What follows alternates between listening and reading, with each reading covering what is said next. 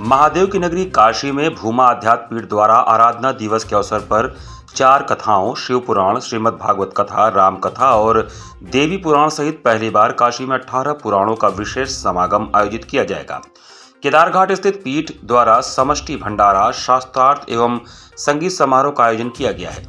8 दिसंबर को भूमा घाट पर 25 फुट ऊंचे अमृत कलश पर नटराज विग्रह की स्थापना की जाएगी, जिसको उद्घाटन समारोह में डिप्टी सीएम ब्रजेश पाठक शामिल होंगे। इस आयोजन में काशी सहित देश के विभिन्न राज्यों से श्रद्धालु शामिल होंगे। इन आयोजनों को लेकर मंगलवार को केदारघाट स्थित भूमानंद आश्रम में भूमा पीठाधीश्वर स्वामी अच्युतानंद तीर्थ महाराज ने मीडिया से बातचीत किया और कहा कि 55 करोड़ जनता गंगा जी के पास रहती है।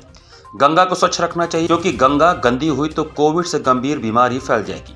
उन्होंने बताया कि गंगा घाट पर अष्टधातु का 25 फुट ऊंचा अमृत कलश स्थापित किया जा रहा है, जिस पर नटराज विग्रह स्थापित किए गए हैं और पहली बार एक छत के नीचे 18 पुराणों का समागम किया जा रहा है।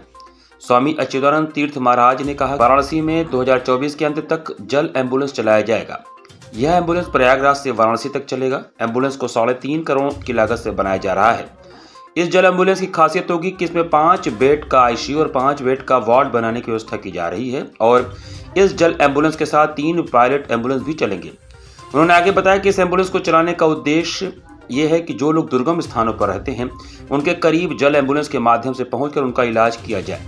इसके लिए करीब 3.5 करोड़ की खर्च की जाएगी। जल एम्बुलेंस लगभग 3.5 करोड़ रुपया लगभग बढ़ सकता है, घटेगा तो नहीं।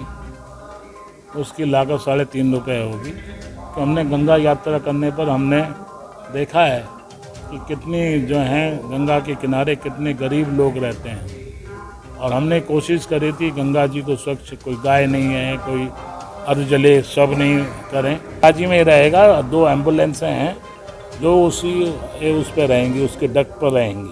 क्या क्या सुधार रहेगा? कोशिश करेंगे कि हम अधिक से अधिक सुविधा दें। वो वाणी का विषय नहीं अभी बोल सकते, हम असत्य नहीं बोलते हैं। तो सुविधा देंगे। जब आईसीयू बना रहे हैं तो वेंटिलेटर वगैरह तो सब होंगे ही आईसीयू में। आश्रम में जो कार्यक्रम हो रहे हैं, क्या क्या कार्यक्रम किस दिन होगा?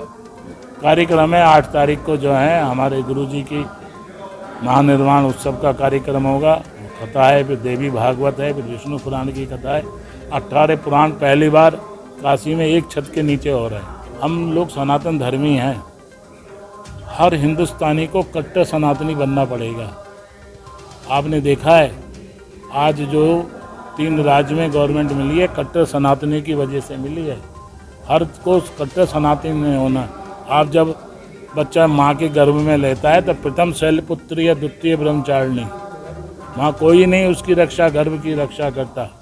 पहले है प्रथम में कौन करती है? प्रथम शैलपुत्री उसकी रक्षा करती है। समझे? तो हर आदमी सनातनी है। बाद में खतना कर दिया, कुछ कर दिया और कर दिया। हिंदुस्तान का विश्व के पटल के ऊपर भारतीय सभ्यता को ही स्वीकारा है। कोविड में जो है हाथ मिलाने वाले नमस्कार करने लगे थे, हाथ जोड़ने लगे थे। ब्रिटिश की गवर्नमेंट की जो है रानी भी हाथ जोड़कर ही बात कर दी थी। तो हम तो हाथ जोड़ के ही नमस्कार करने की परंपरा है। विदेशी हो गए, हमारी असभ्यता हो गई। ये जो कॉमर्शियल शिक्षा है ये हमें असभ्य बनाती है। ये कॉमर्शियल शिक्षा असभ्य बनाती है।